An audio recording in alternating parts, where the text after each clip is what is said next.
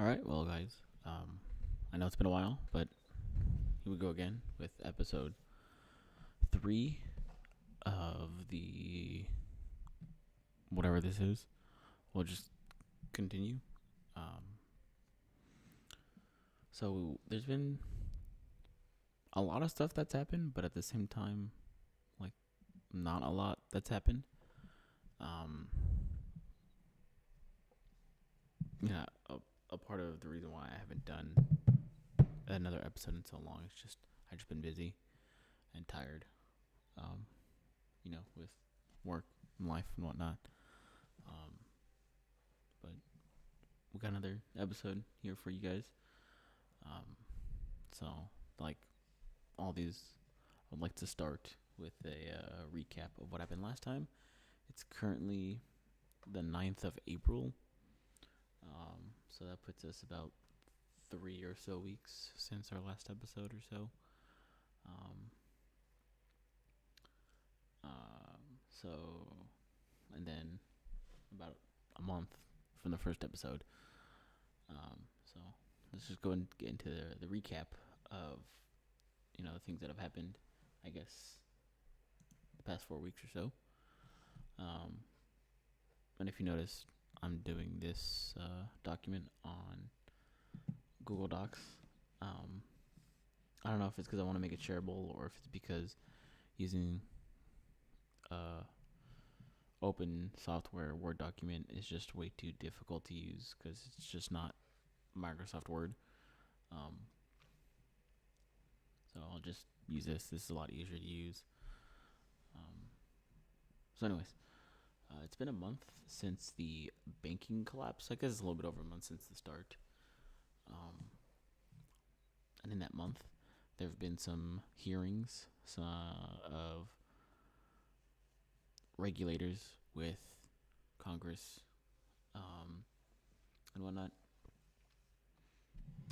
And without going into too much depth, I think the fact that we're really not talking too much about what happened because things have started to simmer down. Like not as much is going on, but the effects of what's happening is still going to ripple throughout our lives, whether we realize it or not. Um, and then let's see. Let's get right, I guess, into it. Let's see if I can find these. I try to open up a lot of stuff. I don't know how much we'll get to it. But anyways, the um, so the banking sector and whatnot has shown to have a lot of issues, a lot of problems. Um, Finance is like one of the most well-regulated um, industries in America.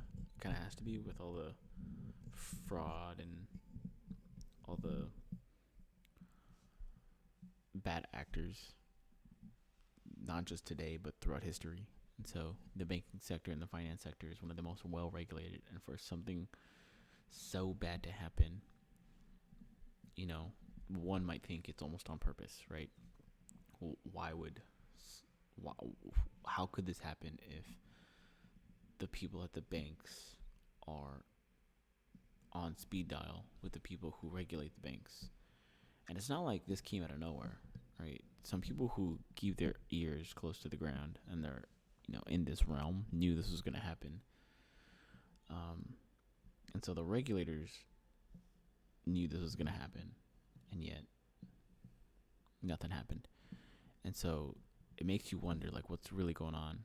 And I'm not about to start spinning out some conspiracy theories because that's not what I do.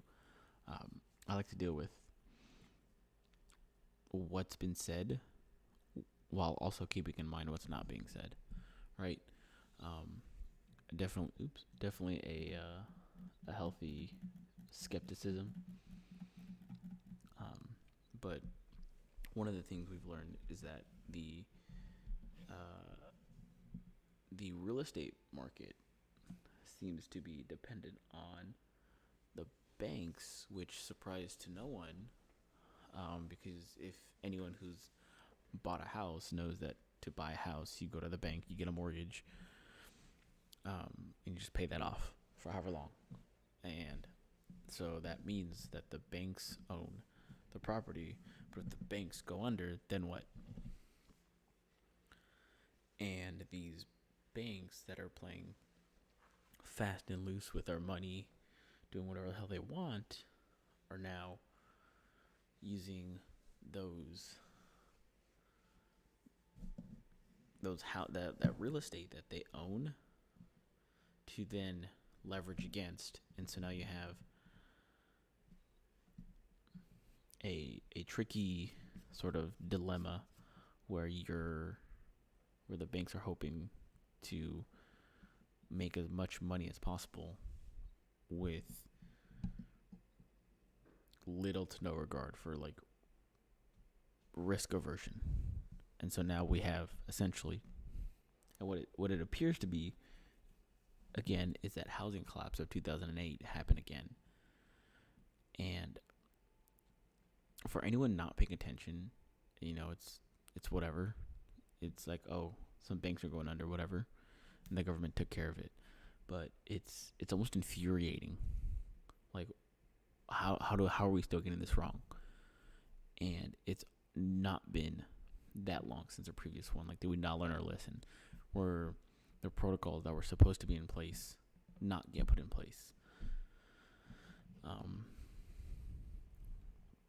And so, I wasn't one of my parents did not lose their home in 2008, mostly because we were renting from my great grandparents at the time, and all those houses were paid off.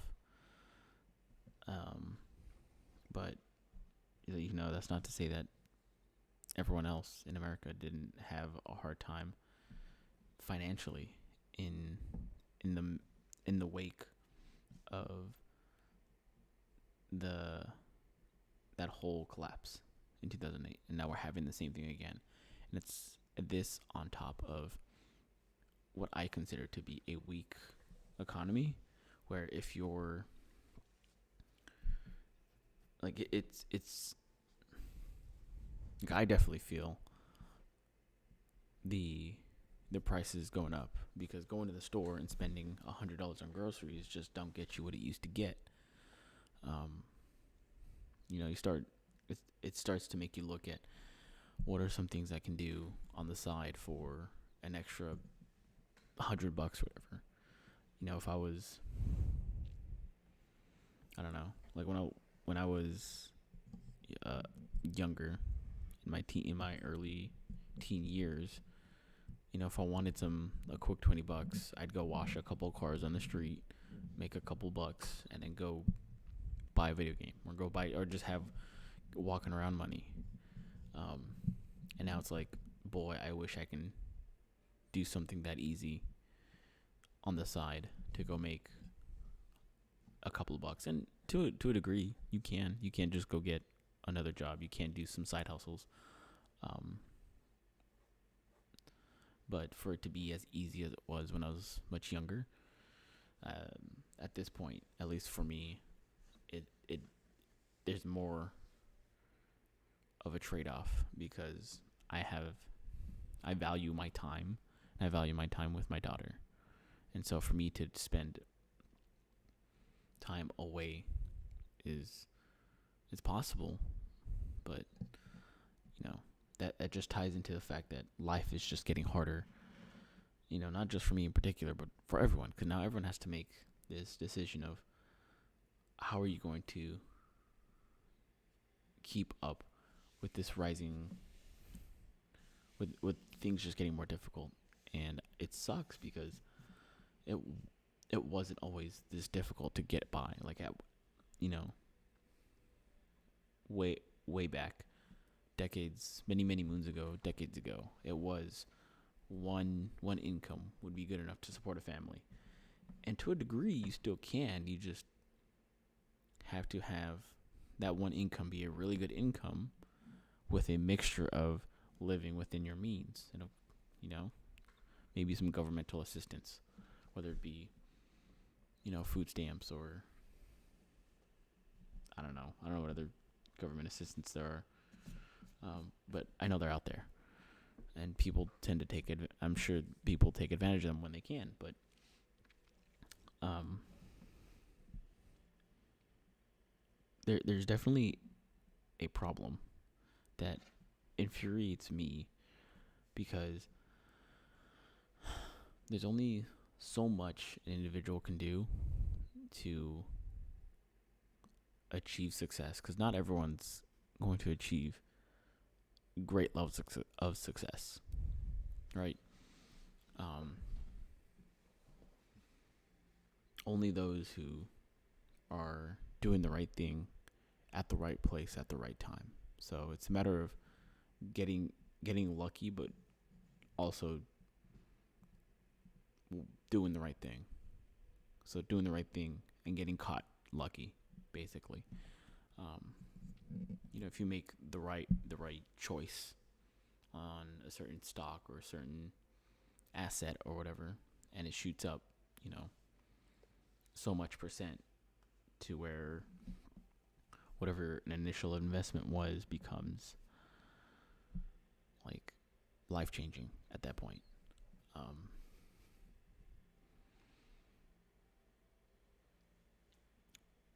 that's it's a matter of making that right choice, getting lucky with that choice, but also having enough of that initial investment, and that doesn't just come out of nowhere. Like, you have to work for that, and not everyone has the means to just throw out $1,000, $2,000, $3,000, whatever, on some random stock or some random cryptocurrency, have it shoot up, 1,000%, 100%, or whatever the case may be, and make all their money back and some, to the degree where they can pay off some debt or whatever.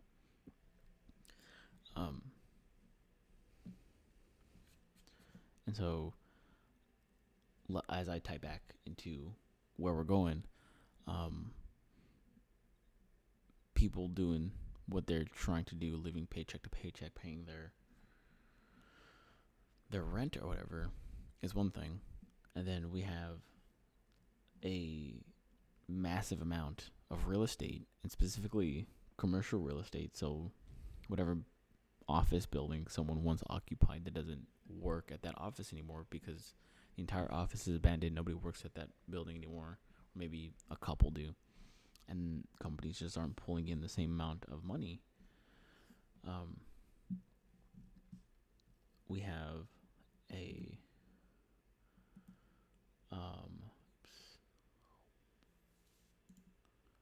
let's go ahead and close this. um, a bunch of property just falling in value, and the banks are the ones holding this property. Um,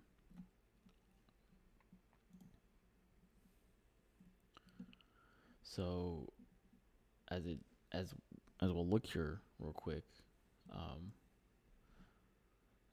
smaller banks pushed into commercial real estate lending. So we have, I mean, I'm not gonna get into too much of the weeds because what I'm trying to not do is report news, and mostly just like, hey, here's an interesting story, or hey, here's something that's been going on, and you know, what does this mean to me? What could this mean to someone else? But similar to, and I think this article mentioned it somewhere, like at the bottom. Here we go. The China Evergrande Group. Let's see, what does this say?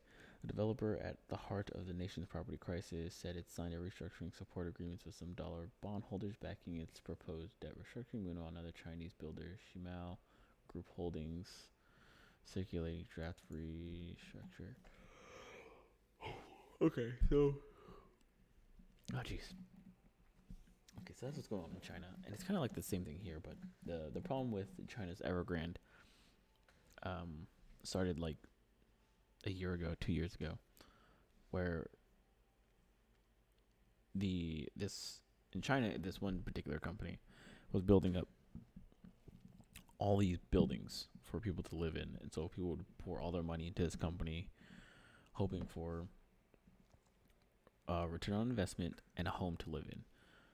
But things were never getting finished. They would just like get some way through. They would just collect a whole bunch of money, build something, take forever to finish, but like by the time they get halfway through building, they'll start a new project, and so projects would never get finished. Here in the U.S., these are all buildings and other pieces of real estate that have been built, but the price at which they were bought at are no longer what they're worth. And so now, and again, it's kind of more of what was going on before, where the value of the thing, the underlying asset that the bank holds, is no longer worth the same value. And so now the bank doesn't have enough value. Essentially, there's not enough numbers in the bank's pockets to function correctly. And so this crunch on, specifically for these smaller regional banks, for this commercial property, is becoming an issue. And it was one thing to have these bigger banks that were playing fast and loose with the money of their customers, putting it into what was thought to be a safe asset. Here's another instance of smaller banks putting money into real estate, which is supposed to be which is thought of as a safe investment, not working out. And it's just more of this crumbling, things just going down in value, the economy breaking.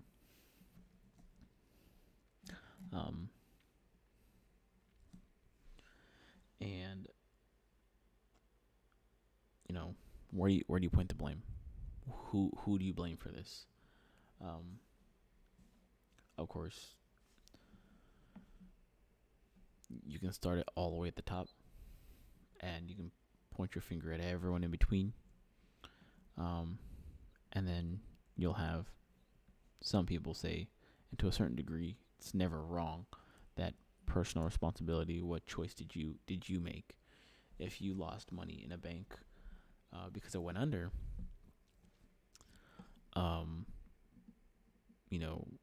what choice did you make? By first putting money into said bank, it's very uncommon for people to need to do any research or due diligence when putting their money into a bank, because it's thought of like a piggy bank that you would have at home. But as we're learning, these banks are not safe anymore, or as safe as we once thought. And just keeping your money in the bank and just holding on to it seems to be the wrong move. So if you have more than a couple $1,000s in the bank, it seems very dangerous. And I'm speaking to myself as well, because I'm in that category where I have money in a bank, and I'm hesitant on what to do, because I don't want to just take it all out and put it in some asset or commodity, but at the same time, I also don't want to leave it in a bank. I don't want to leave all my money in a bank because of what's going on, but I need to for day-to-day expenditures. And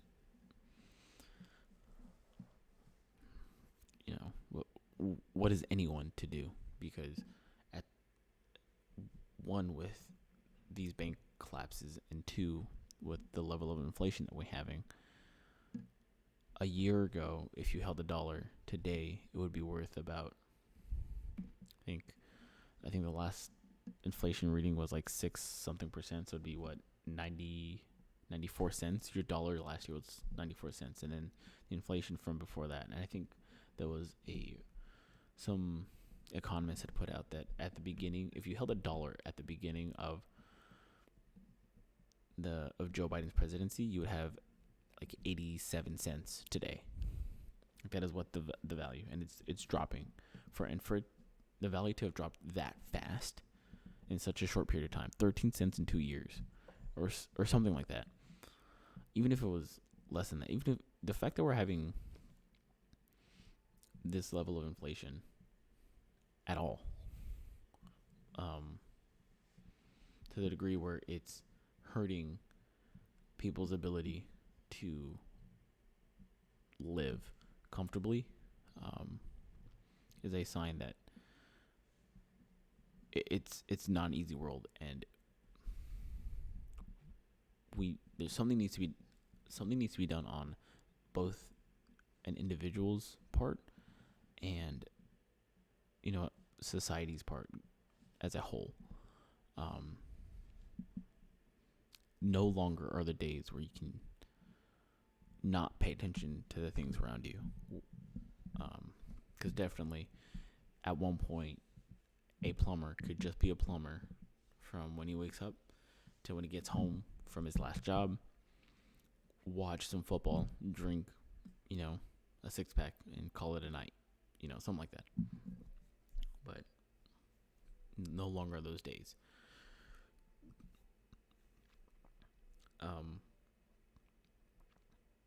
You can't just not pay attention anymore to things at large, because next thing you know, you work your 40-year career, and by the time it's time to retire, you have no money, or you don't have enough money, or you don't have everything lined up for later down the road for what you were working for. And it's definitely scary to think that the world is changing for the worse. It's definitely not to not be hopeful, but it's going to take a little bit of effort. It's going to take more effort to have good things, which is not a bad thing. It's definitely going to be a change in what narrative we ought to tell ourselves, that you can't just work a 9 to 5 and then go home and relax for the evening, every night. That even just mindlessly watching whatever cable news you watch just isn't enough anymore. But yeah, that's it seems like this financial crisis is wrapping up, but I know there's more to come. There's definitely an over. It's only been a month. The government is definitely working swiftly to keep things intact. But on the front page of Bloomberg, you have a mention of the banks, and nothing else really standing out.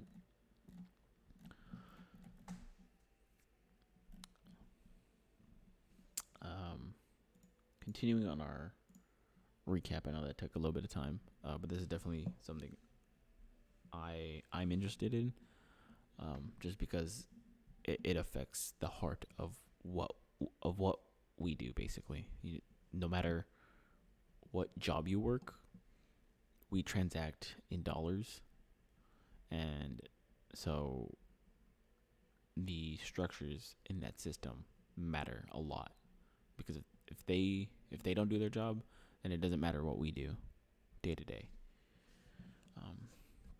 But anyways, let's check out the this Willow oil drilling project in Alaska. There really hasn't been much coverage in it, and so I'm going to go ahead and say that while there was an attempt to try and make this a bigger story, it seemed like it never really caught on. Maybe there are some climate activists out there yelling about this, but This story definitely didn't catch. Um, at the beginning of the Biden presidency, he had vowed to not allow any drilling on federal land. Um, and the nature reserve that this was supposed to go on has gotten the green light despite a lawsuit. It seemed like it got thrown out. And so this oil plant seems like it's going to go through. Um, but again, this really didn't catch. So if this continues, we'll look at it. I think it's I think it's good that we utilize and take advantage of the resources we have on our land, because then the only thing we have to worry about is, our internal politics. Whereas if we're relying on another country for their resources, we're relying on their infrastructure and their policies and everything that they're doing, and all we're doing is receiving the end good. For something like oil, definitely, there's the concern for environmental health, and at least here, to a certain degree, we can trust more whatever scientists sample from the air, from the soil, and whatnot, in terms of the, I guess, health of the area. Um, right? The agencies that oversee environmental health are pretty stringent here in the U.S. And so, if something's going to be done here in the U.S., it's definitely going to be more aligned with, I guess, some of those values. Whereas if you have energy production in another country, it kind of defeats the purpose of not doing it here. Because if we're not going to do energy production here for fear of climate concerns, but we just buy that energy from another nation with zero concern, then what's the point, right? Um, so I think we definitely react too fast when it comes to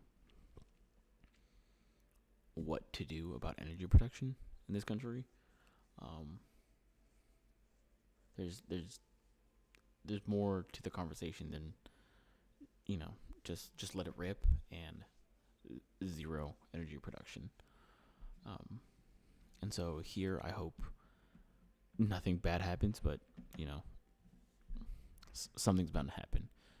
Someone's gonna get hurt on some oil rigging machine, and you just hope that people are taken care of, and that's kind of the thing that you would want companies to do to incentivize people to come work for that oil company, is that the employees are well taken care of. And this is and if there is a conversation about this moving forward, is that if this moves forward, to ensure that the area around it is not just utterly destroyed, that once the project is done, ups and leaves, which who knows how long that'll take, it's not going to be some crazy desolate land like this Alaska's not going to turn into a desert kind of scenario. But yeah, this never really developed much, and I don't know if it's because there's not much to develop, but nothing really happened. So if anything comes to it, we'll come back to it. And for everyone who's forgotten, because I know we all do, let's see, where is this? Here we go. I think, is this it? No. Nope. Nope. Nope. Nope. Nope. Nope. Nope. Oh Lord, where's the story?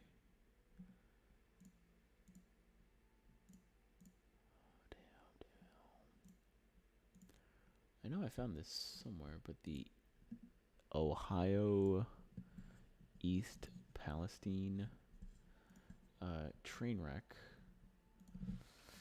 No, Here we go. Um, it's been what, 2 months since um since that train derailment, chemical burnoff, um,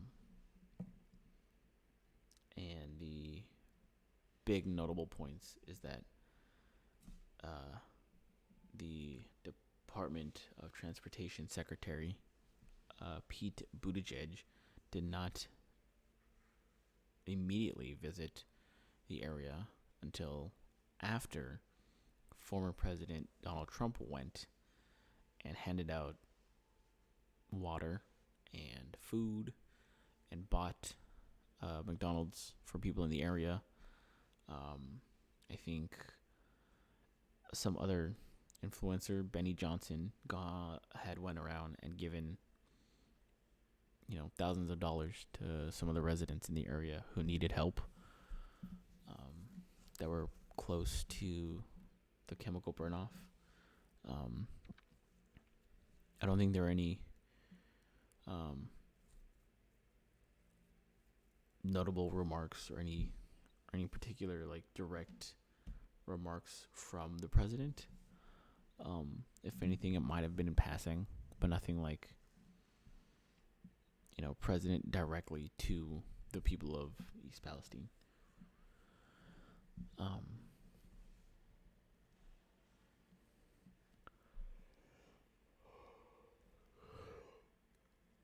but yeah, so it's not like these things go away just because no one's covering it.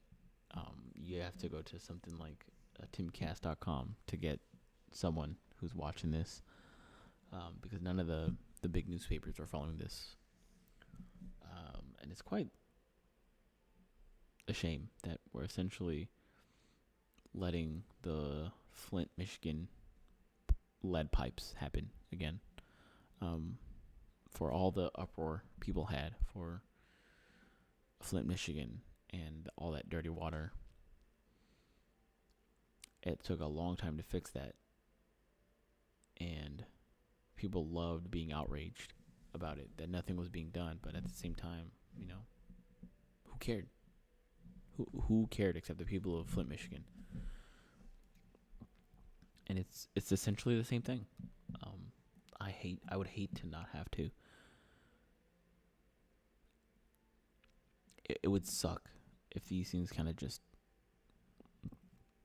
if we could just forget about it and things would go back to normal and things would be okay, but they don't. Right? These people are gonna have health problems for a cool minute, and they may not even show for a while.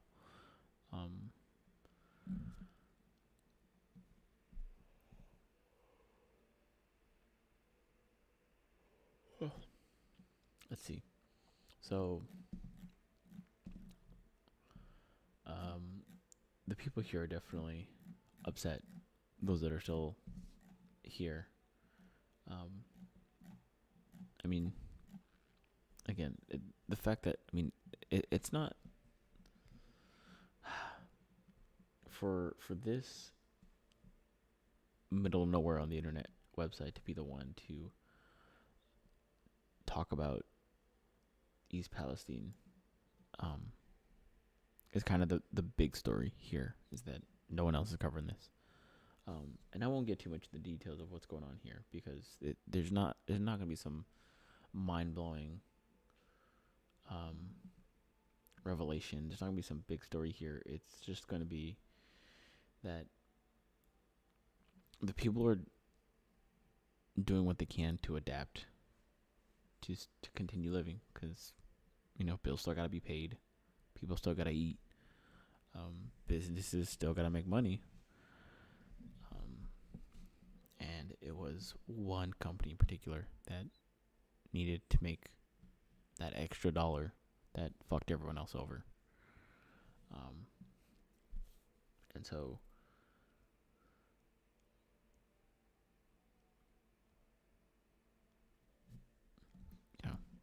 what do you do? I think it's great that there were some political figures that went down to help, whether it be water, food, money. Call it a political stunt, call it a photo op. But at the end of the day, someone received a check or however much was given out. People got clean water, people got to eat. Um, and so stuff like that, for however it gets criticized, it's that part is unnecessary. But for the people with the means to do so, I think ought to be applauded, because those are the things that get the ball moving forward, and that's where I think you do make that bigger change in redirecting resources to fix a certain problem, because it took a while in Flint, Michigan, to get all those pipes cleaned, to get the pipes fixed, and a part of it was because no one was paying attention for a while, and I hope the same thing doesn't happen here. I hope people talk about this enough so people don't forget, so that way, whenever it comes time to spend money on what to fix, this is at the top of the list, both from the responsible company and from state and federal budgets. I think particularly or primarily, it should be from the offending company. They should be the ones. They should be the ones solely responsible for fixing a lot of the damage. But again, we'll see what happens, because really it's been more of the same of the common, political story, and the same tragic disaster story, where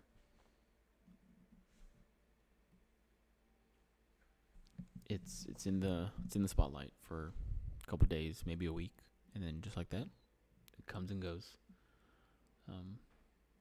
And the only people that are left holding the bag are the people that it matters the most to, is the ones that are still there.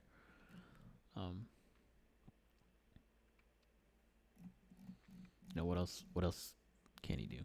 So, I guess we'll continue on from there. Oops. So, essentially no updates from the Houston. That's right. This was an interesting one. The Houston School District was taken over by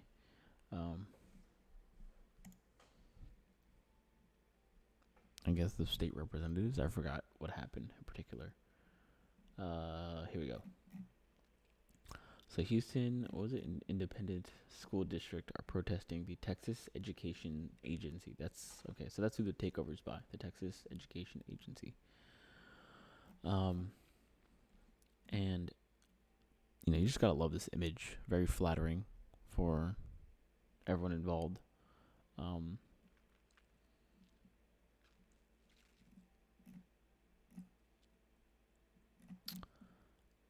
I'm glad that that my daughter doesn't go to public school right now, and that at least the goal is to have her not go through public school, because you get nonsense like this, walkouts. Do the students at these schools know what they're walking out for? I would imagine, to a certain degree, they do. That the students were informed of what was going on. But students will walk out for a sandwich, right? It's the teachers are going to tell the students one thing or another, and if given the permission to skip school on behalf of the teachers for this demonstration, the students are going to be more than willing to go skip class, to go rally. And it kind of just demonstrates, if these schools are not performing to the standard of the Texas education standards, I guess, um, which is what prompted this takeover. It, what does that say, right? Um, None of these students are in a classroom. Right? They're in a walkout. They're in a protest. It's not to say students can't protest. It's not to say students don't have a right to speak, um, because they do. But protests aren't free, right? Students should be um, in a classroom. That's what their job is as a student, is to learn. Whatever standards they have to follow, whether it be from the state or from city or wherever, whatever standards that school is supposed to be hitting, that's what these students' job is to essentially meet.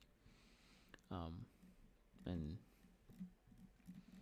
you gotta hate that these students aren't getting the proper education um, at the same level as some other maybe well-off district that has enough funding or competent teachers, basically.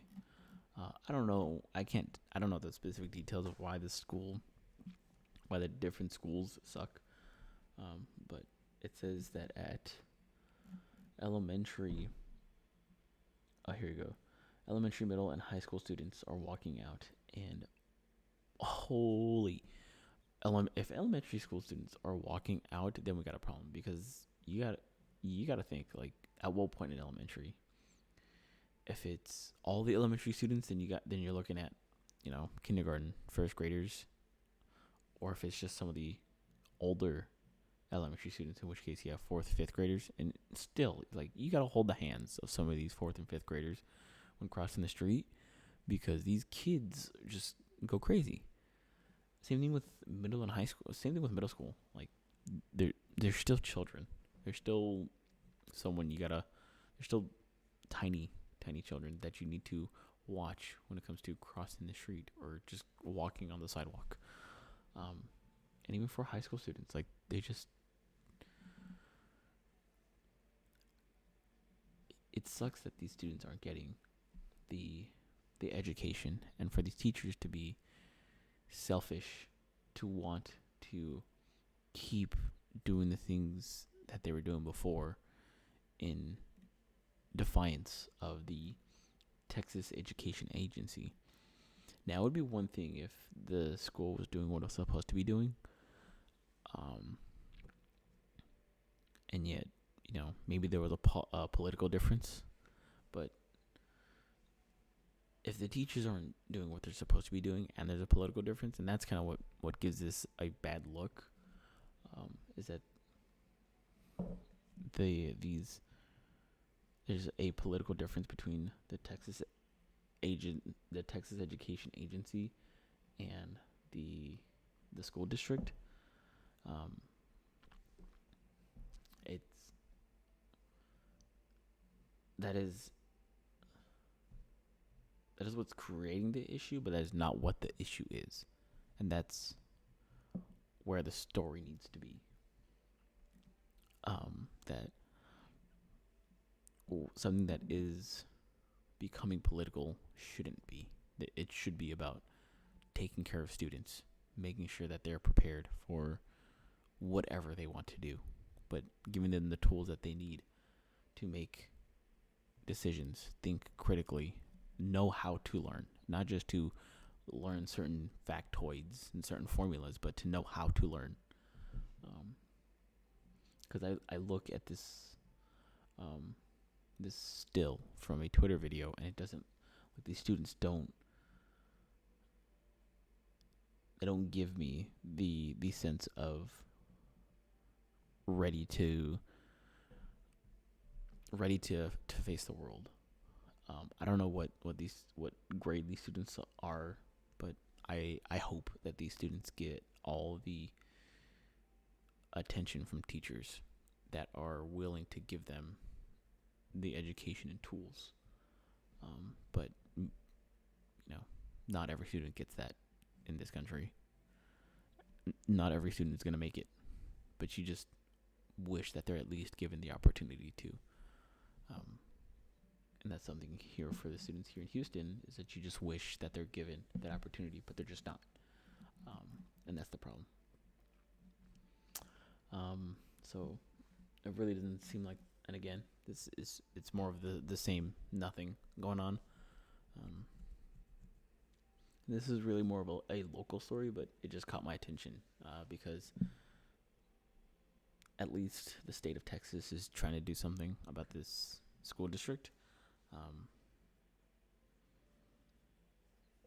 And so, hopefully in the future, the next generation of students that get help or that go through the school will be better. But I think there's yet to be a superintendent or something like that. Oops. There's yet to be more development. It's kind of just more uproar about the takeover. So yeah. So let's continue with some more of this Russia NATO nonsense. And I say that it's nonsense because I think it's a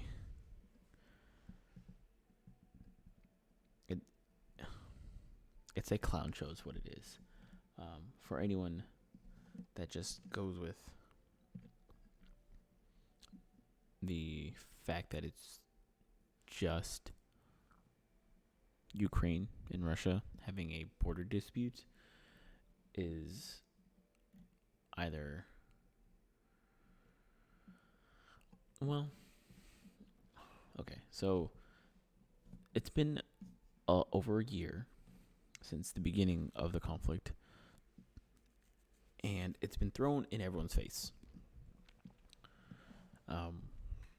And to our detriment, there's been hundreds of millions of dollars worth of equipment and money just being sent off. And I had it clicked just right here that there's another $2.6 billion in military aid. And it's hard to think about these numbers. And this is just 2.6 billion, right? Just two. But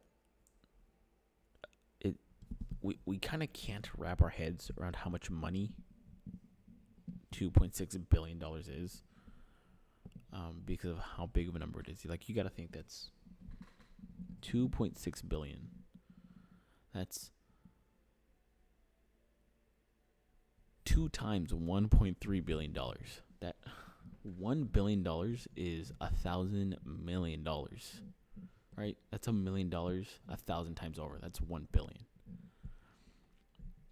And then a million is 1,000 1,000 times over, right? Right, something like that. But right, if you were to count from 1 to 1 billion, right, it would take you a couple years to get it done. I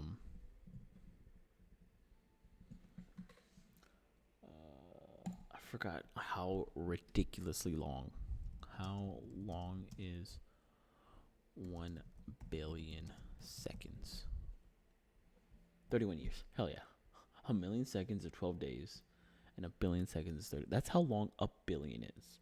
So that if you were to count to a billion, it would take you 31 years. Then a trillion is 31,688 years. So you can imagine if you earned $1 a day, just you're guaranteed $1 a day, you would make $1 million in 12 days. Now, of course, no one here is a millionaire because we're not making, I'm sorry, not $1 a day, $1 a second. Jesus Christ. Which is a lot of that, right?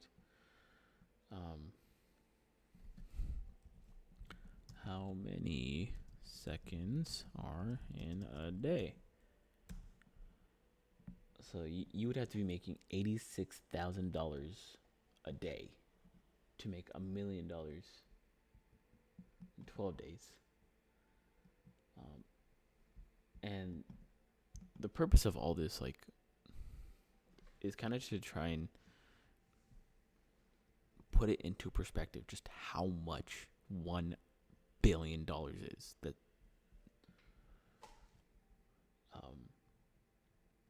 because we've kind of entered that area where we're starting to get from where a couple $1 million used to seem like a lot, and then $1 billion became like that upper ceiling of like how much was a lot. Like nothing really went above $1 billion. And then it went to tens of billions, and then it went to hundreds of billions, and now we're starting to enter that area of spending where $1 trillion is not a lot, or it's becoming the norm, I should say, because the U.S. debt is at 30-something trillion, right? U.S. debt clock. What's it at? It's at, here we go, $31 trillion is how much money is how much money we're in debt, and it's just going up. So, jeez. Right, like this is a scary site to look at, but these are the numbers, right? This is how much money the government owes, how much debt per citizen. So if every single U.S. citizen, that's what, 330 million of us, made a check out to $94,000, which I'm sure we all have, right? Or instead of just the citizens, because citizens also include children, elderly, just the taxpayers, you see that number jumps up.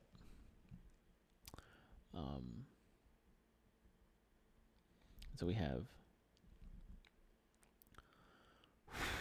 Jesus Christ. U.S. debt to GDP. You can see that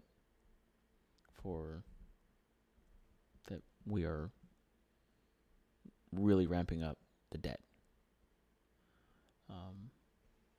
Some of the largest expenditures: Medicare, Medicaid, coming in at 1.5 trillion, Social Security at 1.2 trillion, and war and defense, which was recently allowed to spend $781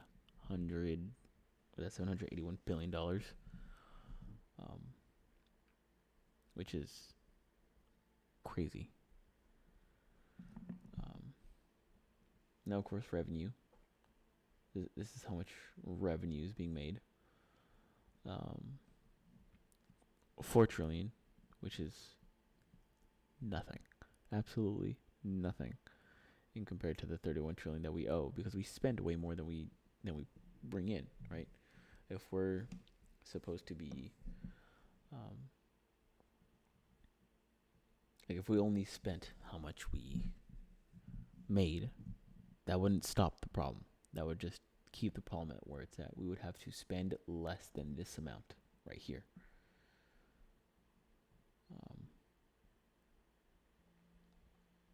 But again, this is a neat website just to try and see where these numbers are at.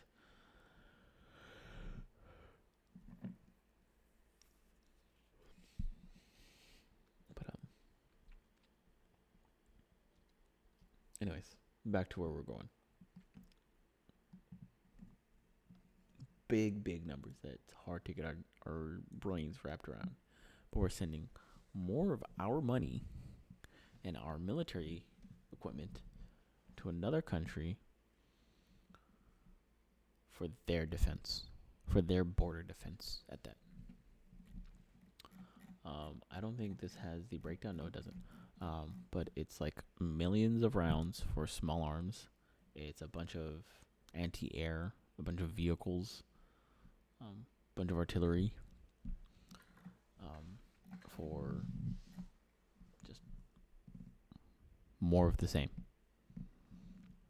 And here, the AP puts that we're sending 500 million in ammunition and equipment, and $2 billion to buy more munitions, radar, weapons, to help in the coming months as the country gears up for a spring offensive. That's what we're doing. If it wasn't made clear, I am against the U.S. supporting the Ukraine to this degree. For what reason we are supporting to the tunes of, what are we at, like $100 billion at this point? How much has the U.S. sent to Ukraine? It should be somewhere. 20. The U.S. has sent more than $30 billion worth of gear. This is the 33rd time that's invoked the drawdown authority for Ukraine.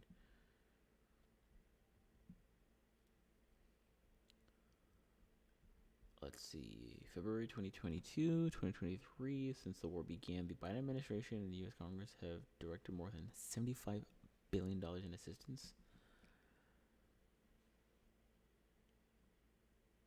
Okay. Yeah, like that's 75 billion that could be used here. Like, now, obviously, we're not gonna send, millions of rounds of anti-air radar and weapons to Ohio. That's definitely not going to fix the problem there. But the fact that we have the ability for manufacturing, producing, and shipping equipment at this, like, this much, it shows that there's not an inability to do stuff. There's an unwillingness to. What the motivations are of the president and the rest of the administration, and not just that, but the rest of the world, it seems, to continue to back Ukraine to this degree. And I definitely don't think the rest of the world would be doing this if the U.S. wasn't leading the charge on supporting Ukraine to this degree. But what are we getting out of this?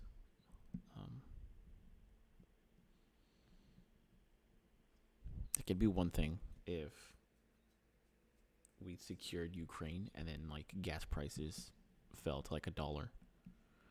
But that's just not happening, right?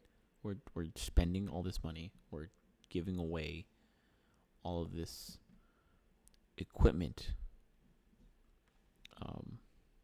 And for what? And it was maybe a week, 2 weeks ago, there was a general, I think, that had put out that the Navy was at risk for becoming underprepared because of all the equipment we've been giving away. It was something along those lines, and I'd have to look it up again.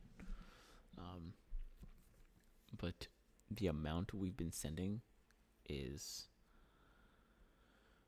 almost like we're there, right? Because our stuff is there.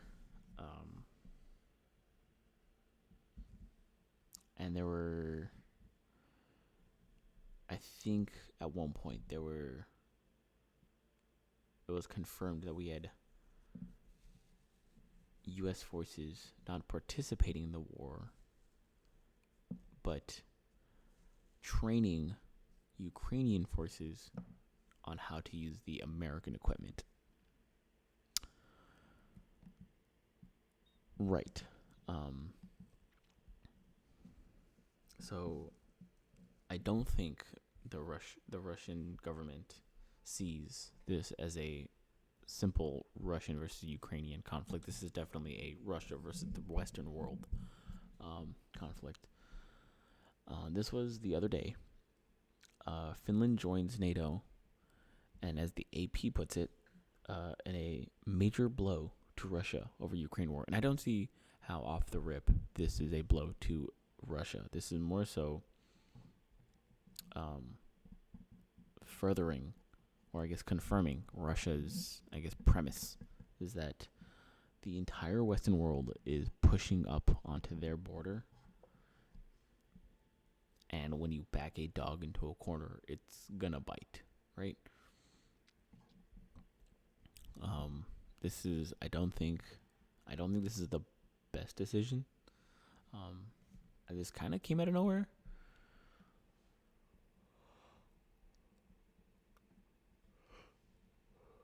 All this does is take more land away from Russia, but puts it into Western hands.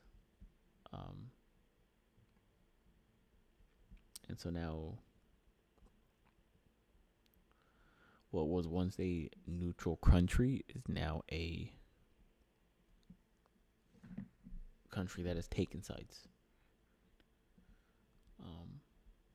And so all it is more and more countries pushing non-NATO members, specifically Russia, into a corner, because now the border between NATO and Russia has just expanded, right? It was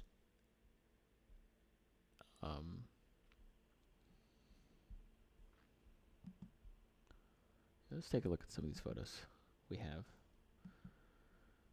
Finland and all these great leaders, these great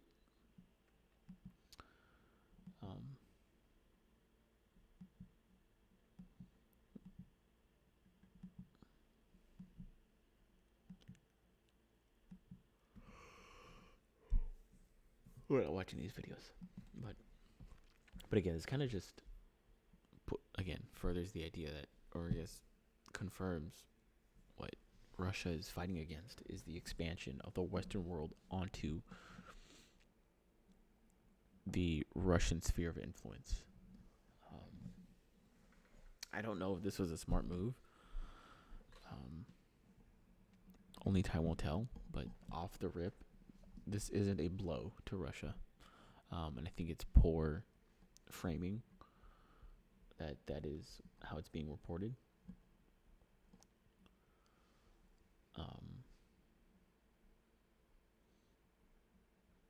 I think this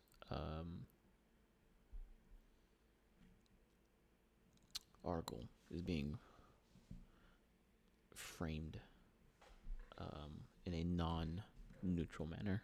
This is unlike the AP that I read in high school.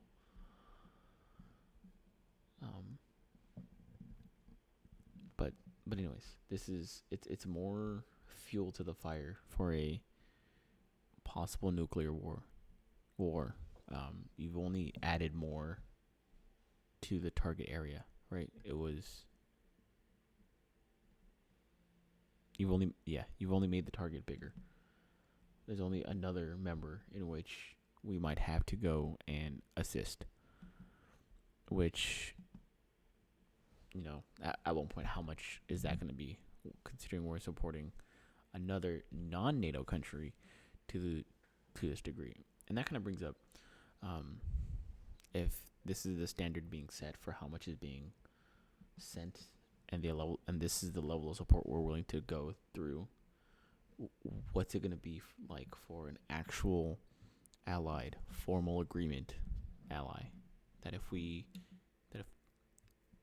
if support is being needed, what are we going to do then, right? If this is a standard being set, right? Are we going to support, like, if Finland gets invaded?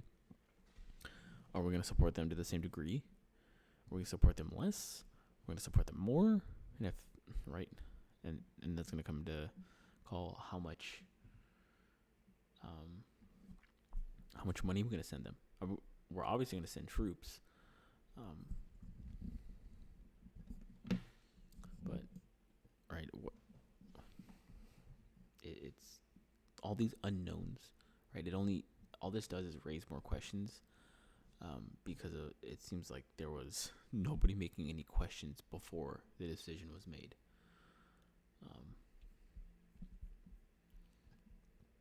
But we'll see how this continues to add to the storm of the Ukraine-Russian conflict. And in the last update to the Ukraine-Russian conflict is more leaks. And what this does is show how the U.S. has been helping spy on Russia's military, and so should be a no surprise to anyone, because for over a year, Ukraine's army has somehow been pulling off, with godlike intelligence, the right move in order to continue staying in this fight. And it was no surprise that the U.S. was involved with whatever spy equipment they had, whether it be drones or actual personnel. Um, but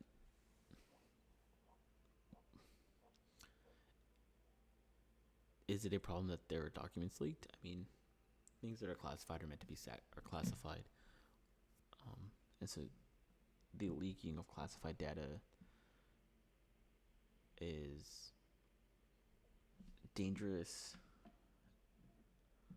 because of the risk it poses to the mission, but more importantly, the people in which are in that data. Right now, I'm sure names, places are being given up, and so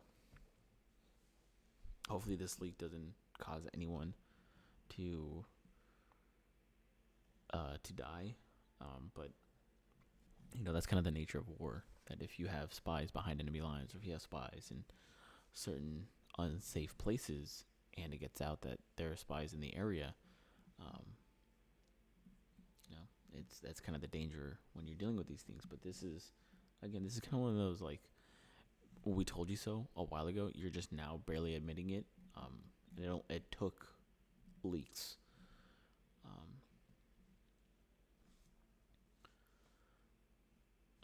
The leaked material from late February and early March, found on social media sites in recent days, outlines critical shortages of air defense munitions. It discusses the gains being made by Russian troops around the eastern city of Bakhmut.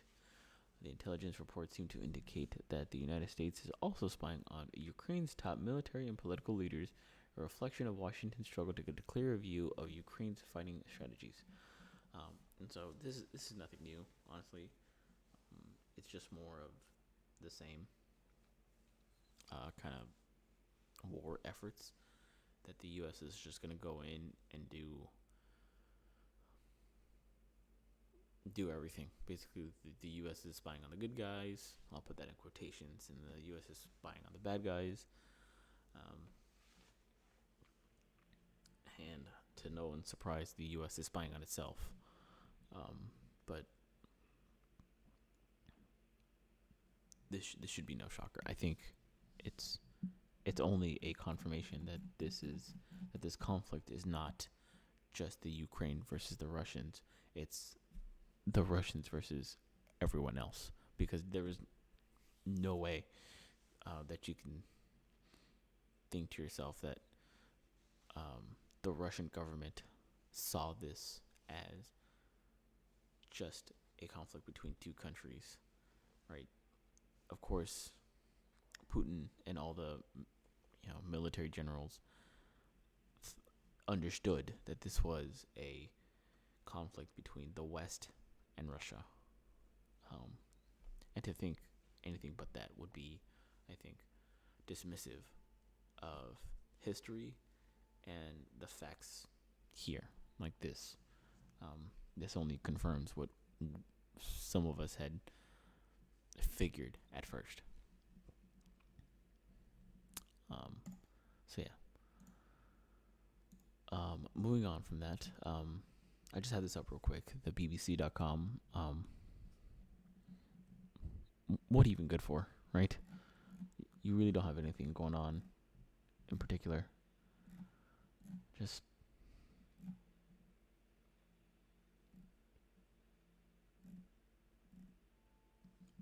you got nothing going on. Let's see.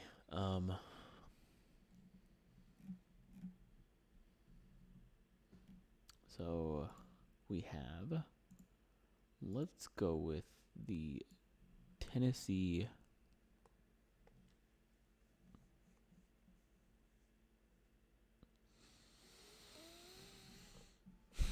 What do you want to call it? Insurrection, conflict, protest, whatever you want to call it. But the representatives of Tennessee are having issues with themselves, and so anti-gun protesters were outside the building and made their way into the building, and had attacked some of the members, and some of the sitting Tennessee representatives were removed from the congressional body because they participated in the violence and the protest. I don't think anyone should be removed from their job for speaking out and protesting, and that's kind of what representatives' job is to speak and protest on behalf of the people that vote them in. But when it gets to this degree where it gets kind of, I guess, violent, and unruly, and the representatives are encouraging that unruly behavior and participating in that unruly behavior, this is where the issue lays, and this is why we have these two Democrats that have been expelled from the House of Representatives.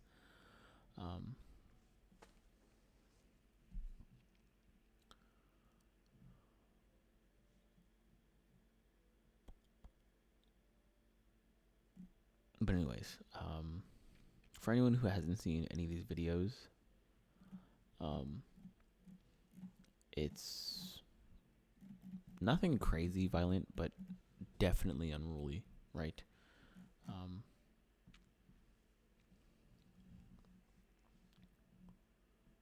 So we have these three that had added fuel to the fire instead of trying to create peace and diffuse the situation. They only sought to create chaos in this. And here we have a tweet from the president's Twitter. 3 kids and 3 officials were gunned down in yet another mass shooting. Oops, I don't want to go to Twitter. What do the GOP officials focus on? Punishing lawmakers who joined thousands of peaceful protesters calling for action. It's shocking, undemocratic, and without precedent. And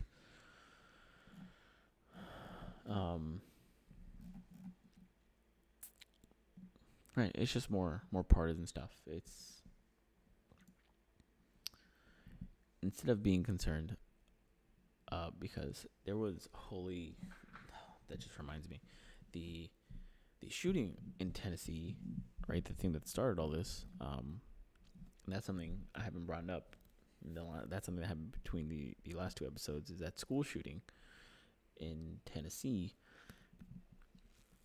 Instead, the president never addressed in any serious manner that school shooting. It'd be one thing to just have never said anything at all, but the way that the president had gone about speaking about that school shooting was nothing professional, or at least for the appearances, is one thing, but not even that. I think it would have been better if the president would have said nothing instead of the nonsense that occurred. And that's not something that's going to show up on this story. But the issue of guns and how the anti-gun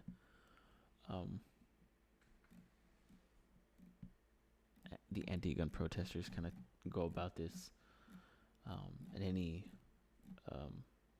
politicians that are anti-gun, it's kind of misguided, I guess I'll say, to be nice. Oops. Jeez. But yeah, very loud. Right, the law enforcement had to go in and break up and protect some of the lawmakers.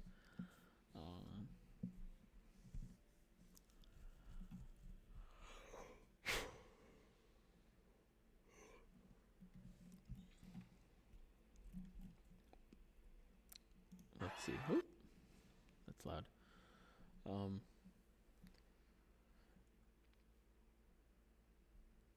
So this is supposed to be peaceful. Right, this is definitely peaceful.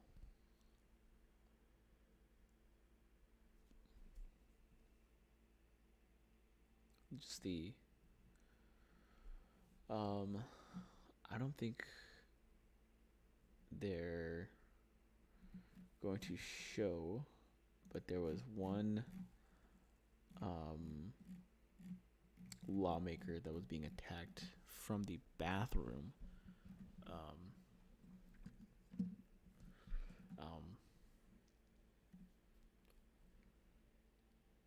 But this speaks a lot because the protesters were not supposed to go into and disrupt what was going on inside, but they did. And whatever you think about that, just understand that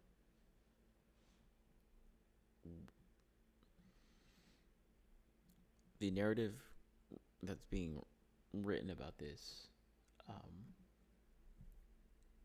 kind of sets just layers more precedent on this already ongoing issue, because this issue never really stops. It's always going to keep going. This is just one blip of what's going on.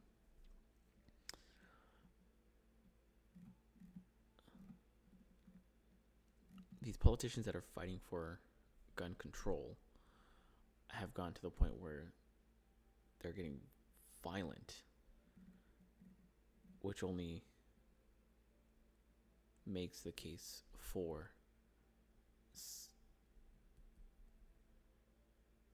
repealing gun control, so that way people can have firearms to protect themselves in case of unruly individuals, unruly crowds. Not to say that in this instance would an individual use a firearm, but if things get violent and someone fears for their life,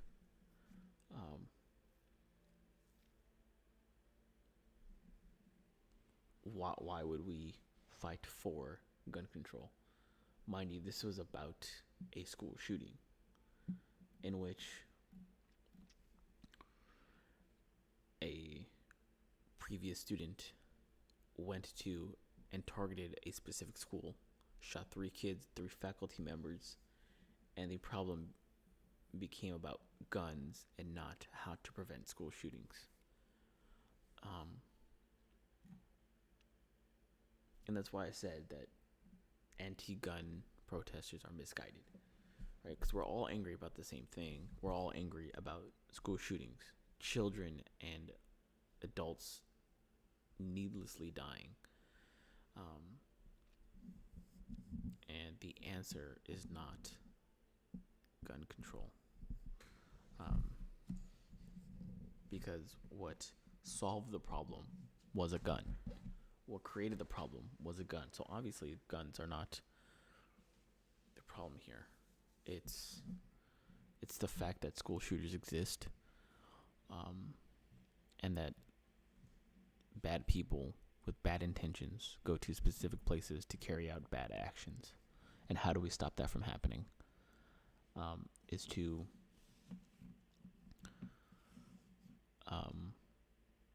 empower everyone to stop bad things before they happen and to take care of themselves. And so I think the lawmakers who participated and encouraged violence and the unruliness, I think it's good that they were removed. However, I say that hesitantly because the point of these lawmakers is to represent the people that vote them in. And if you felt like nothing was being done about an issue you cared about to the degree you would go and get violent to make something happen, and enough people in your community felt the same way, I mean, at that point, should your lawmaker, who's supposed to represent you, do the same thing? Is it wrong for the person who represents you to act and share the same sentiment you do, right? Because that's the whole point, is that these representatives are supposed to act on behalf of the people that vote them in.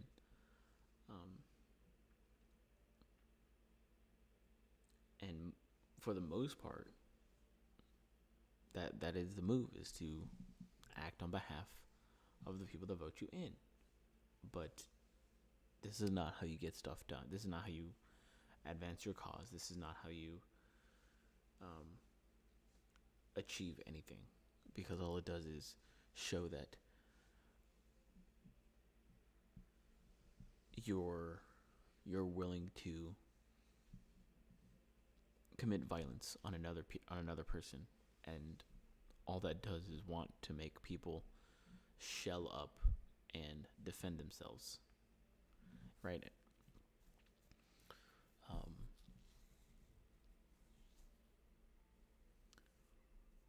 So if you engage in violence, just be prepared to accept the same thing in return.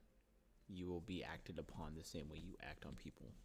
So don't go messing around and acting a fool on people, because then you're going to find out, right?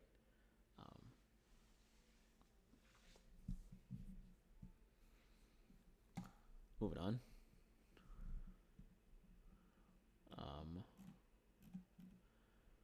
This is the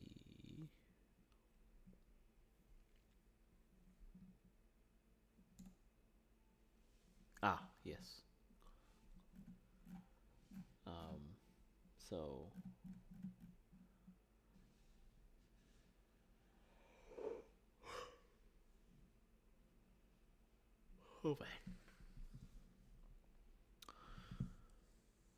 so abortion issues never really go away. They only continue to simmer under the surface until it explodes.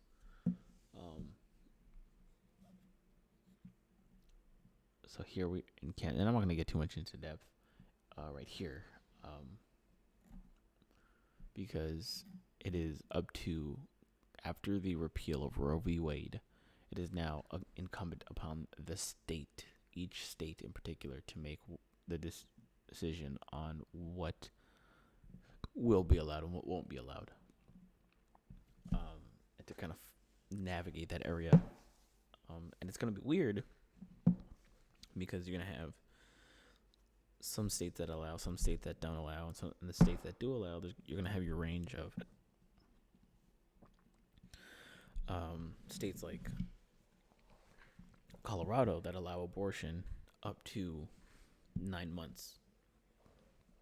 And however you feel about that, aborting a baby at 9 months is what that state allows. And a state like, I forget what states are completely ban abortion, but I know in Texas the window to get one is much shorter than 9 months. I think it's within the first couple of weeks. I think it's like 8 weeks, um, something like that. There's a whole issue about that. Um, but, anyways, all this nonsense about abortion only brings to the further the idea of what women rights are, in that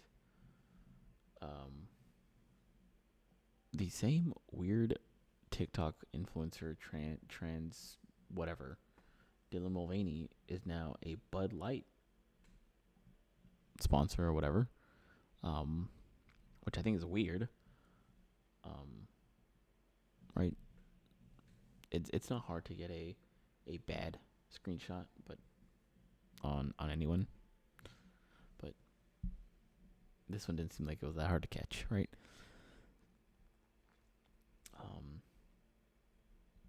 I won't go too much into depth because I think I said what needed to be said, but I think it's a symptom of the problem of our culture that someone like Dylan Mulvaney is getting all the attention that they're getting, and I'm only adding to the problem, right? But that companies are also sponsoring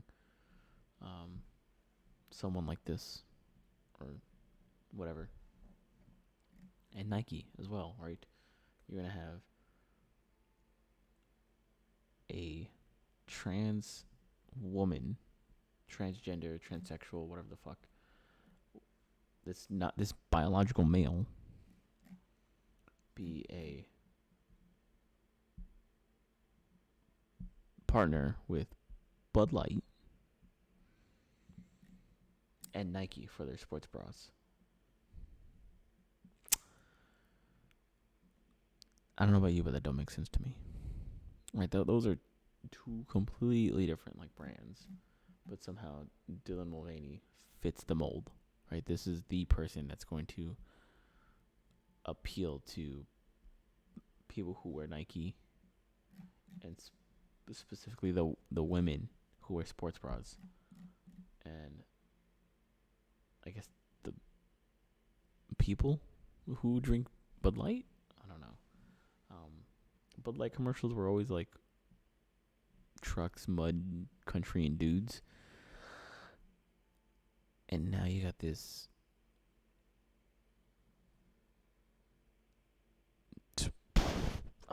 I don't even know what to call it. Trans fucking weirdo. Like who is this appealing to? Like I already don't drink as it is, and this makes me want to drink less. Right, but this gender stuff is like it's nonsense. Like it's really getting out of hand, and it makes normal people seem like extremists for thinking that. Like it's not extreme to say that biological men have the XY chromosome and biological women have the XX chromosome. Men have a wiener, they produce sperm, and put seed into women as their portion of creating new life.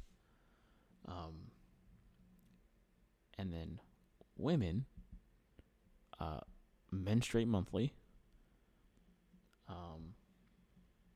produce eggs monthly, right? And that's part of the menstruating process, and can carry a baby for what, somewhere around 9 months to produce a baby. And the nonsense of college freshmen to come up with sophomoric arguments like, oh, not all women.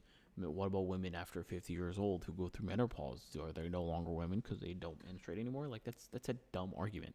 Like, that's not an argument, because women who don't menstruate aren't men because they don't menstruate. Right? Women who have irregular periods, or women who are older or younger than whenever they're supposed to menstruate, are still born with the biology, with the capability for all the things that encapsulate what a woman is.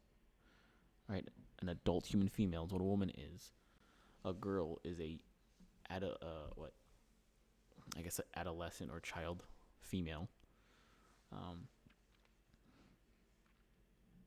And then for a male, or for a man, it's adult male. For a boy, it'd be young male. And for these sophomoric arguments, these people that want to claim that trans women are women, kind of, I guess, are disrespecting women's spaces, because women are women and trans women are trans women. If trans women want to insert themselves in women's spaces, that's a different argument. But the distinction ought to be made, because what a trans woman is different from what a woman is. And that itself, just being able to point out that fact shouldn't be seen as something that needs to be said, but it is now. And I think too many people are afraid of speaking like these basic truths, because someone at work is going to fire them, or they're going to get ousted by some of their friends. And I think enough people are able to hold enough normal people, I should say, are able to say something so basic, which at that point would allow people to settle down and figure out what's going on, right? Because this whole like gender sex thing it's one thing for it to happen to adults. It's another thing for it to happen to children, and that kind of gets into this other article, because man, there's a lot to go. But I won't go into too much more depth with this just yet. But right, a part of why I'm doing this is to kind of put it out there that these are some of the things that need to be said amongst with yourself, but also with the people whom you interact with. And it's not to say that you need to talk to everyone, but if some of your friends that you do talk to are following these things, at least even on a adjacent level, like maybe it's not something that they directly follow, but it's something that they're familiar with, right? And some of these things come up, like it should be pointed out that, what is this weird looking dude promoting Bud Light? Like, that's not the normal Bud Light commercial. Normally it's like a real dude promoting Bud Light. Normally you would have an actual woman promoting a sports bra, and typically it'd be like an attractive, fit woman in a sports bra. But instead you got a dude.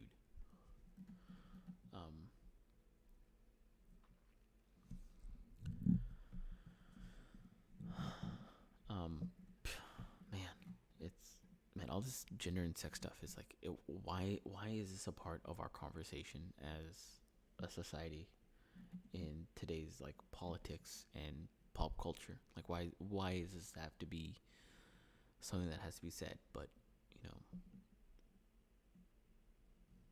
it is. And the same thing with every other issue is you just put out what is true and what you believe, and we'll get to where we need to be at. But the problem is people aren't saying the truth, and people aren't saying what they believe. Instead, people are either saying what they think is people want to hear and lying about it on the way. And if you get enough people doing this, then you trick everyone else into thinking what the accepted thought is. So if everyone thinks A, but everyone is saying B, then everyone else thinks, oh, I'm supposed to be thinking B, but really I think A. But I'm going to continue to say B because that's what we're supposed to say. And all it takes is for one person, or a small handful of people even, to say A instead of B, because everyone else is thinking A, and kind of start to break that sort of, what was the term? Oh, I forgot the term, but it was like pluralistic ignorance, or something like that, where we're all thinking, this other idea because we think everyone else thinks that idea, when in reality everyone thinks the other idea, but no one else wants to say that idea for fear. So, I mean, I'm sure there's going to be more stories that come up regarding this individual.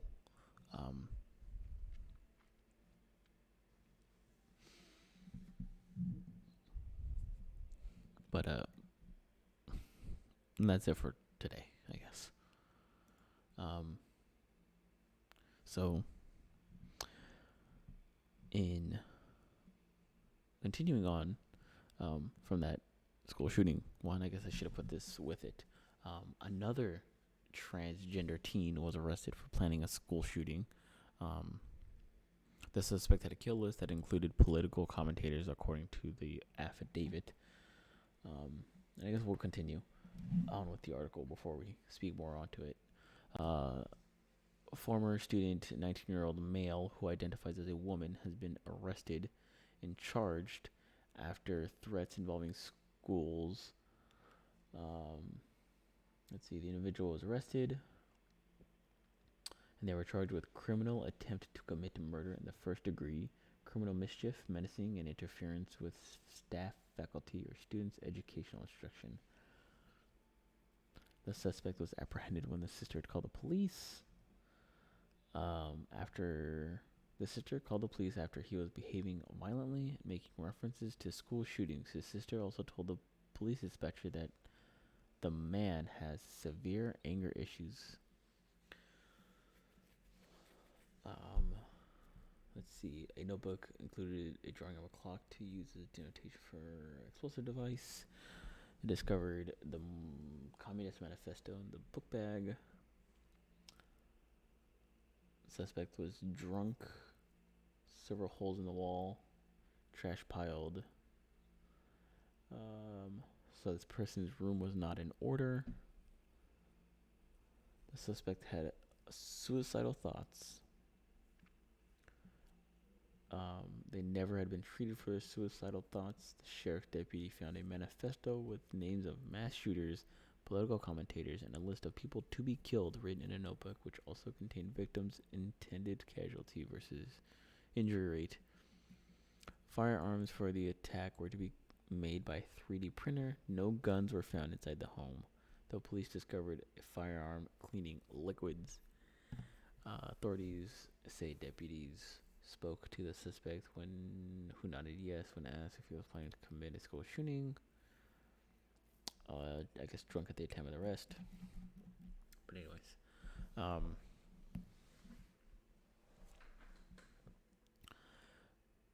there was already another school shooting not that long ago by a transgender, and shortly after, there was posts running around Twitter and other social medias of a day of vengeance or something to that effect, where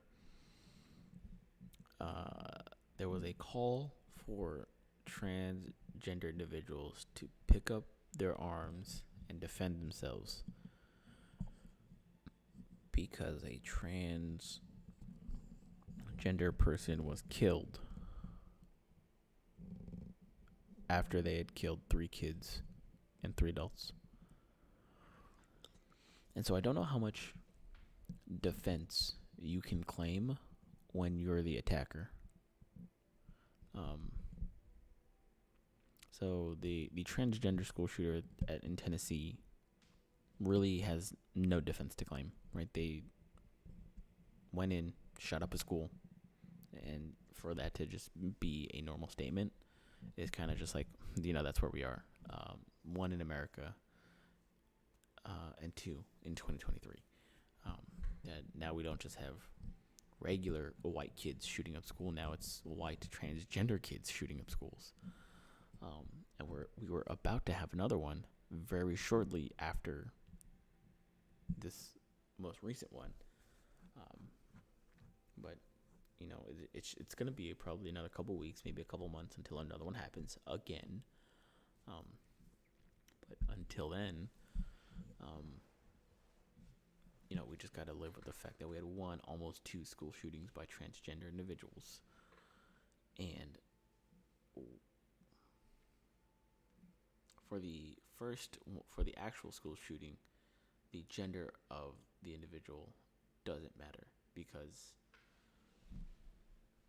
they were a bad person who went to go do a bad thing. And here we have a bad person who wanted to go do a bad thing. And so, we have a little bit more to work with because the person is still alive.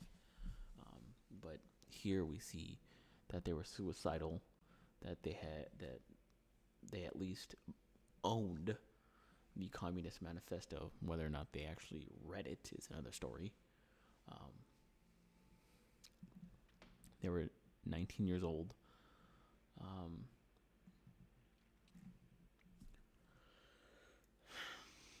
Anger issues. And so what we have here is a person unwell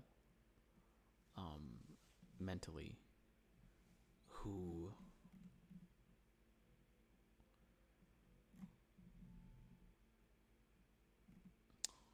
planning to commit a school shooting, and let's see, hearing scheduled for 5th May. Bond has been set at $75,000.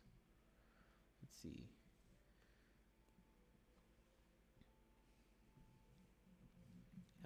How many more school shootings are we gonna get? How many can we? I mean, I'm glad we were able to stop this.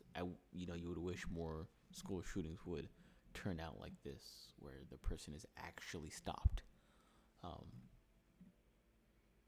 Here, the sister had called the police, and the police responded accordingly and stopped the school shooting before it happened. And there have been stories in the past where people were notified, but nothing happened. So, what do you do? For myself in particular, I'm going to do my darnest to keep my daughter safe now and as she grows up, to teach her the right thing and make sure she is able to defend herself in whatever way I can provide for her.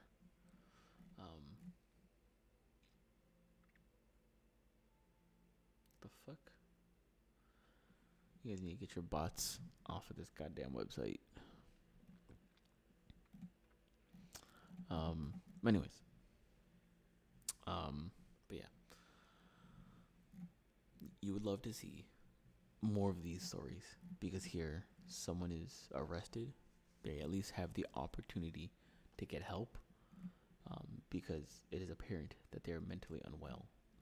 But instead, what we got in Tennessee was someone who was unwell and was killed because they were shooting up a school. And what do you do with school shooters? You fucking put them in the dirt. So, does the transgender aspect play a role in their mentally unwellness? You know, that's not for me to determine.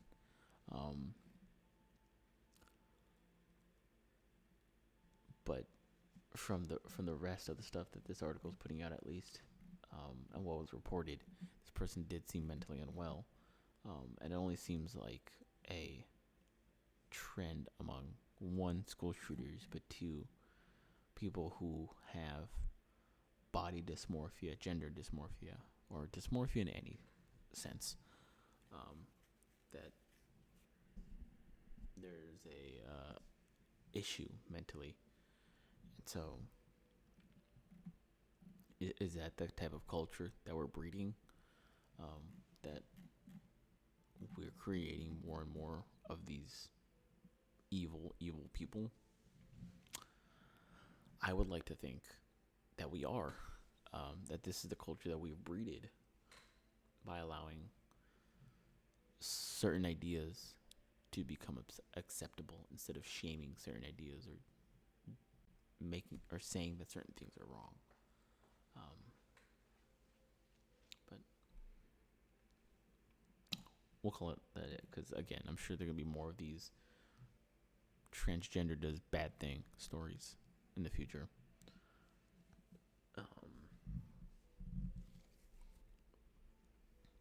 Let's see, how much longer were we at? We're about an hour 45 or so. I guess we'll continue. This is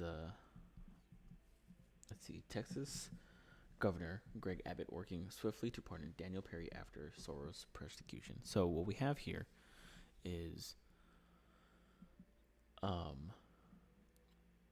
the governor who wants to pardon Daniel Perry. Daniel Perry is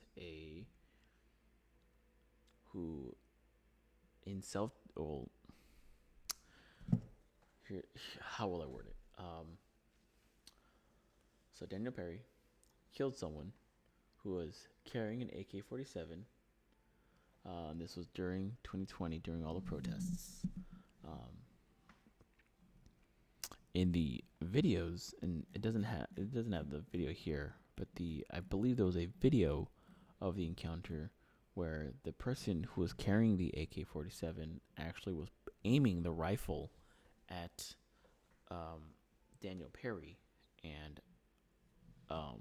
for anyone who has forgotten how hectic the summer of 2020 was, it almost seemed like there was a riot every single day.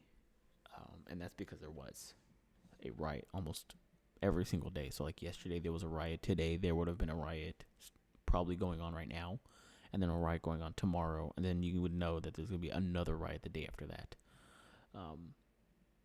somewhere in the country. And most of them took place in Seattle, I believe. Seattle and I guess in Texas.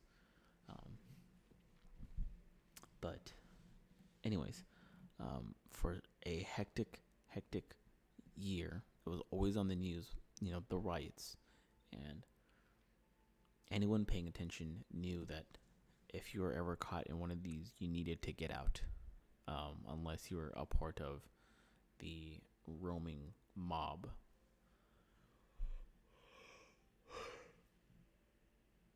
Which Daniel Perry seemed like he was not a part of that mob. So Daniel Perry was found guilty among his what is it? What do you get? 12 people on a jury. So among his peers, he was found. The jury found Perry not guilty in the aggravated assault charge. Found guilty of murder. So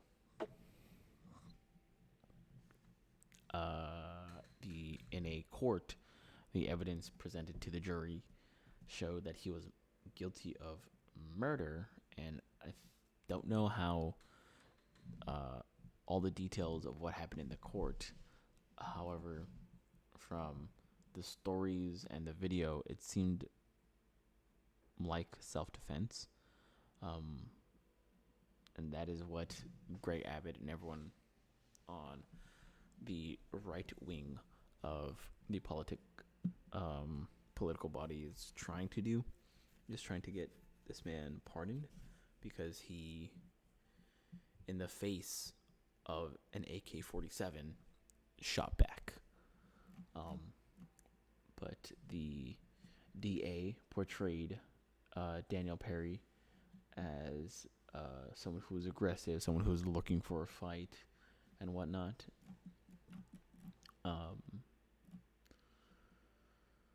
So the governor, where he can't just pardon anyone he wants, he has to. There's a process of getting recommendations from the pardon and recommendations board or something like that. Where here we go, the Board of Pardons and Paroles. So either the board sends recommendations, or I guess the governor can request the recommendation, and the board will pass back that recommendation back up, and then the governor will act on those recommendations that he requested. But anyways,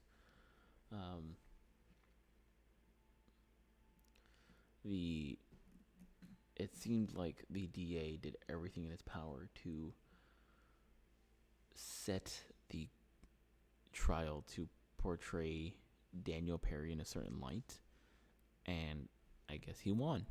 So he must be a good enough of a DA at his job to get the outcome that he wanted. But I think it's noted up here that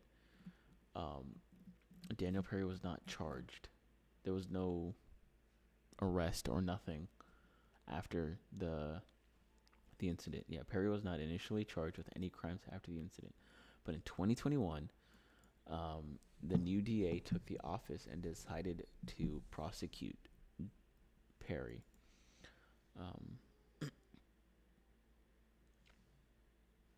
So even despite the strong stand your ground laws, was still allowed to, or still managed to prosecute and convict. So,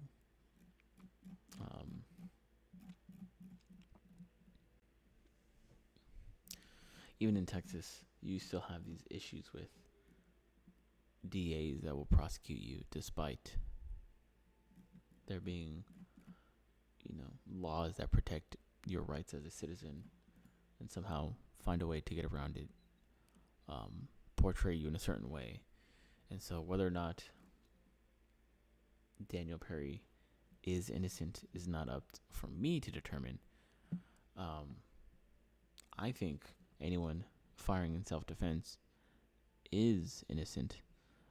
If I remember correctly, the incident is, simply put, it was Daniel Perry in his car driving.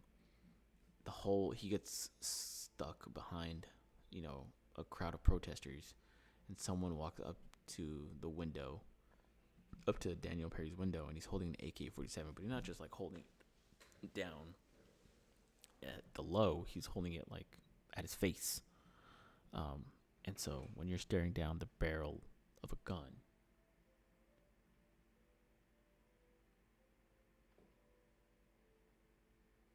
what? Yeah, no.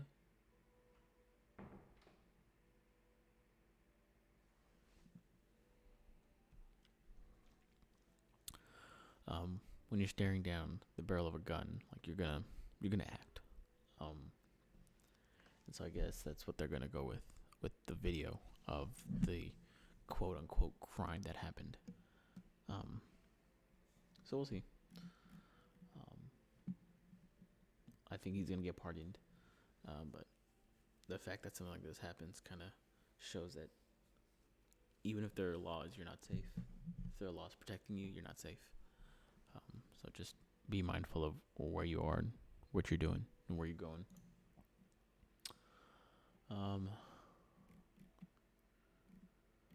This story really isn't too big, so I guess I won't go over too much.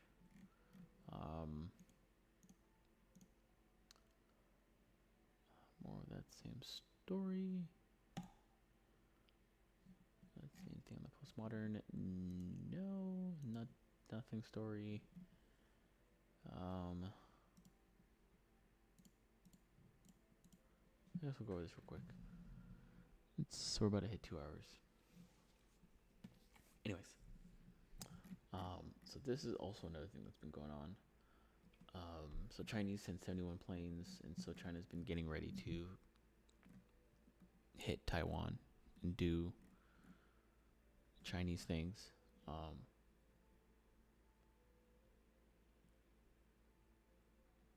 China was using a U.S. visit as an excuse to carry out military exercises, which has seriously damaged regional peace, stability, and security.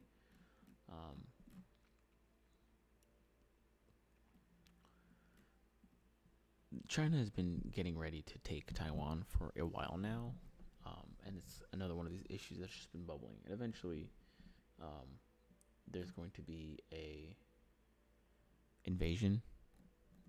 However, Biden has declared that he's going to intervene between China and Taiwan.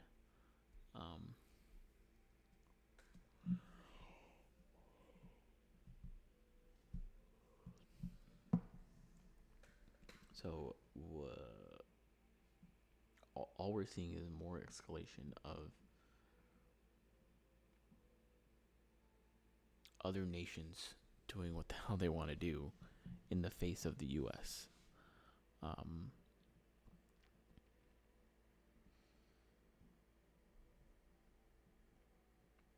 This is an issue that is going to bubble up and explode, and we're only going to see more turmoil as a result of this.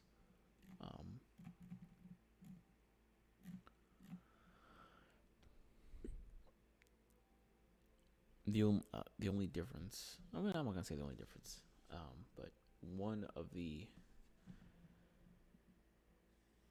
I guess, key points is that Taiwan is a technological superpower of the world. So they produce a lot of, I believe, the world's chips in terms of like computing stuff, all the electronics that require superconductors and chips and whatnot.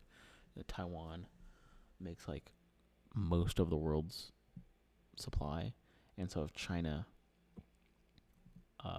has control of that, it kind of ruins it for everyone else. And by everyone else, I mean really it's going to be mostly the West, because what I'm starting to see is that it's essentially the Western world versus everyone else. Because the U.S. has made it clear that if you're not with U.S. interests, you're against the U.S. interest. Because there's not too many nations that there's like either you're getting help from us or you're not, or you're getting or you're getting shafted. So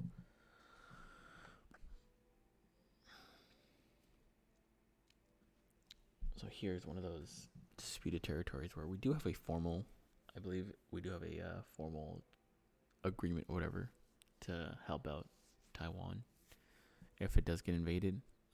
And that's essentially kind of just, if something happens, like we're for sure going to be involved, like full frontal.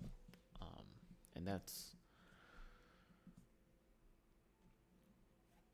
I think, foolish to be that bold, especially since it's showing that China is like willing to call her bluff. And so when the time comes, how much of our hand are we going to show? We're just going to lay down the smackdown and just like destroy every single ship within a 500-mile radius. or are we just gonna start like picking off Chinese troops and ships here and one by one, and kind of drag on the process. Um, only time will tell how this develops, but this is definitely something that the U.S. is more directly and visibly involved with. And I think this is more of that nonsense U.S. getting into stuff that it shouldn't be putting its nose in, and it's only taking away from the U.S. people.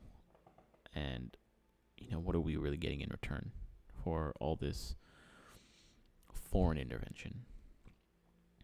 I'm sure someone smarter than me can make an argument as to why we need to, but I can't, because I can see, I get some of the arguments of why we need to be the world police and why we need to promote that stability, because if someone else like China or Russia start expanding their sphere of influence, then the rest of the world's kind of fucked if they're the ones at the helm. But if that's where we are, then everyone's getting shafted at that point. And the last thing I want to cover on for tonight is the use of social media. And so we have here in, I guess, a specific city in Utah.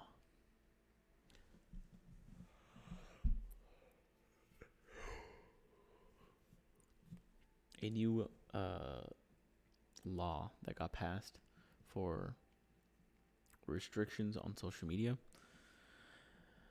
And while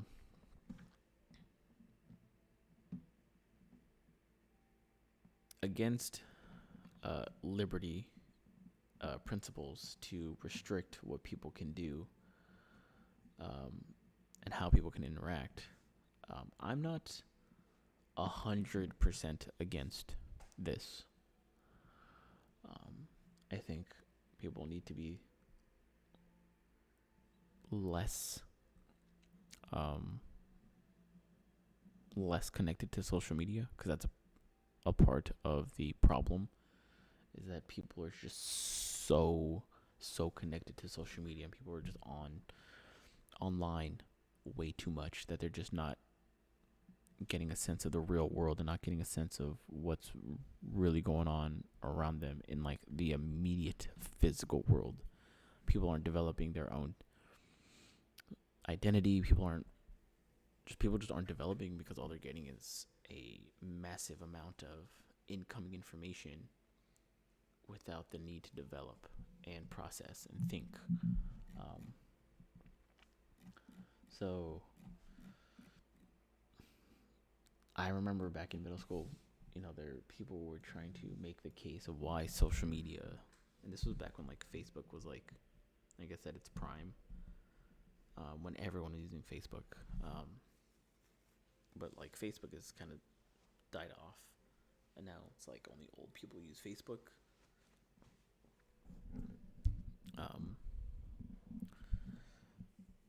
Anyways, people were trying to make the argument of why social media was good, and like the biggest arguments was like it connects you with people that you normally wouldn't connect with, like either across the world or across the city. So people who normally wouldn't speak with their grandparents because they live on the other side of the city can now speak with their grandparents. And these were like the best arguments I could get. It's just the interconnectedness of people with the rest of the world, and at what cost? Because now people's brains have rotted. We've ruined sort of our brain development, and we've also destroyed things like just dating in general. It's turned what was once, I guess,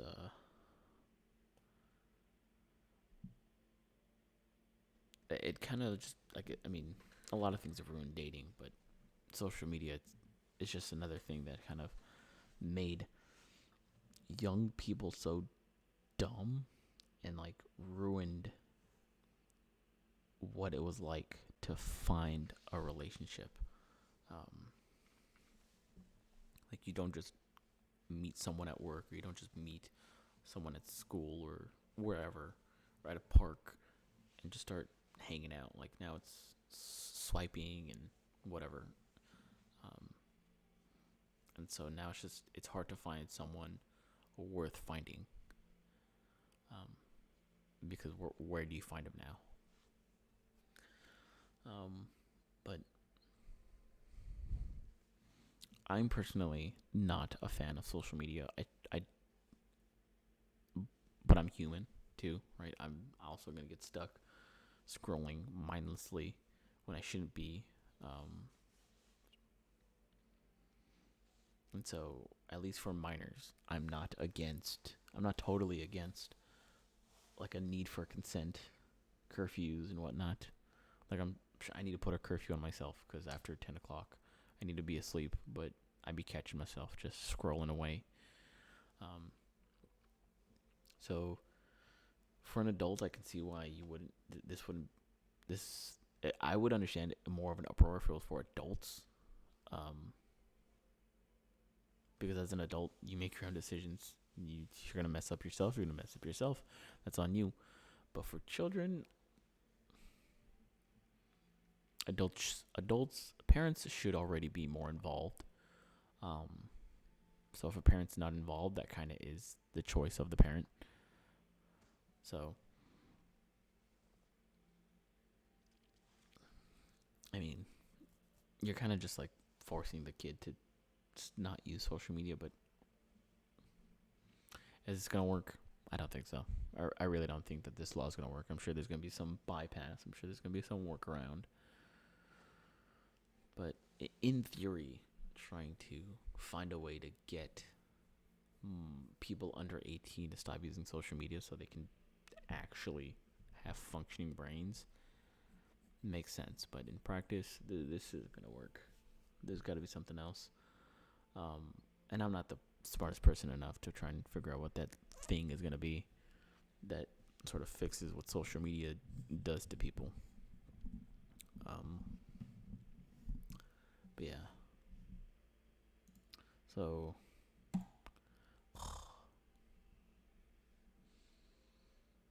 alright, well, I'll fix this news recap, and if I don't have like a clip at the end of this video, then I'll probably just have it written up by the next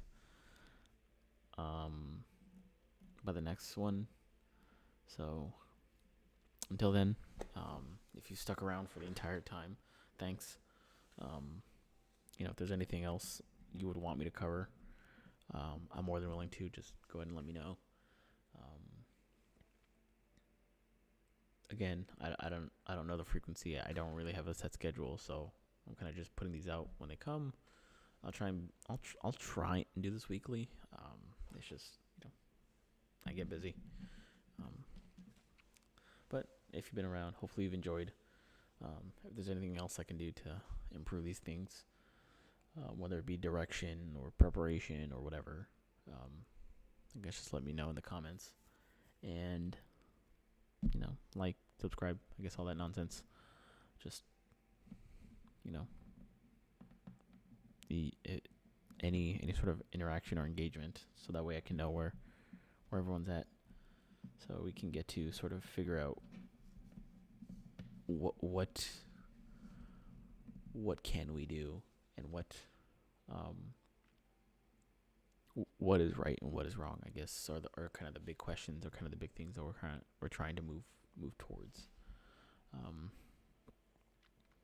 So on that note, this has been episode 3, and I guess I'll see you next time. Bye.